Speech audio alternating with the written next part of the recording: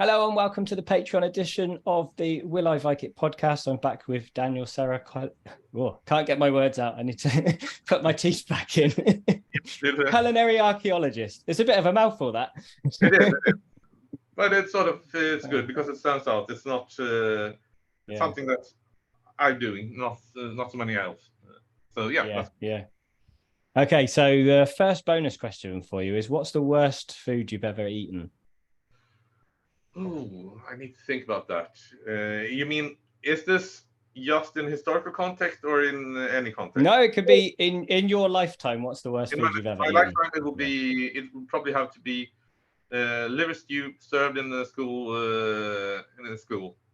A liver stew. Oh, liver stew that's an served. interesting one. Yeah. Liver stew and served in school context. So it's the school feeding. That's an essential part. It is an essential part, yes. Yeah. That and yes, there were some other things that sort of similar degrees. Yeah. Oh yeah. It's when we had mandatory military service, so the food I was served in field by the sort of not so trained chefs, it was sort of also quite awful. Sort of potatoes with some brown sauce and unidentified meat served in a plastic bag. Oh. Nice. So yeah. Next question is: what's the most memorable meal you've ever had? Oh, that would be. Well, this would be two different as well. I have one from a sort of regular context and one from a medieval context.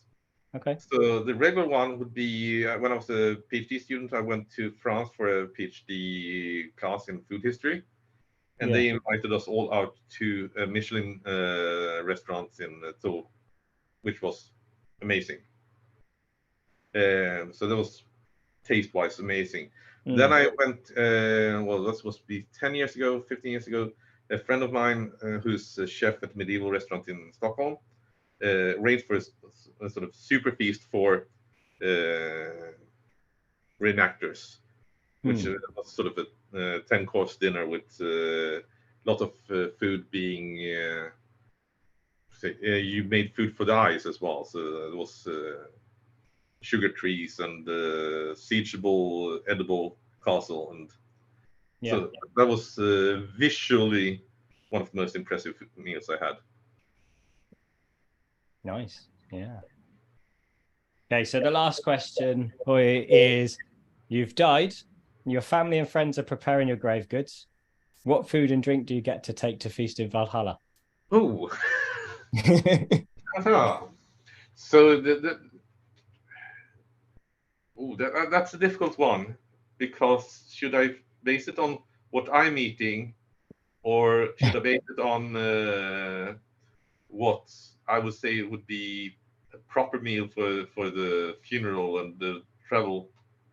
Because if you're going for the sort of serious answer, what would you serve at a funeral?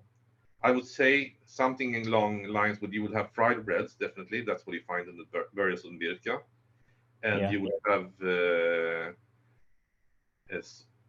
I would say, if you were prominent enough and if you were to have a good afterlife, I would say a horse stew would be accompanied by horse stew. That's something I've yet to try. Yeah, you should do it. It is really good. I am soon, actually. I'm heading to Ribe in Denmark next month, and I'm going to be doing a video with Viking Clan Zebbits. Yes, I know. Reenactment group, and they've offered to cook me horse. So I think they might be doing one of the recipes from your book. In fact, it was mentioned. Yeah, right. Because it's horse meat actually was in France during the 19th century, after sort of you had a surplus of horses after the wars, and it was promoted as food. And they did they did studies on what it was useful for, what was better and worse, and they concluded that for making stews and soups, horse meat was better than beef. So that's interesting. Yeah, it's really good. But then it comes to a funeral question again, and what would I serve if it should represent me? Yeah. it would probably be more like a Hobbit feast. I mean, it would be pastries. It would be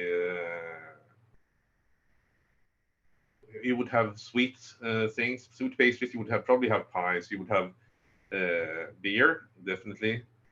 Coca-Cola, which I am addicted to.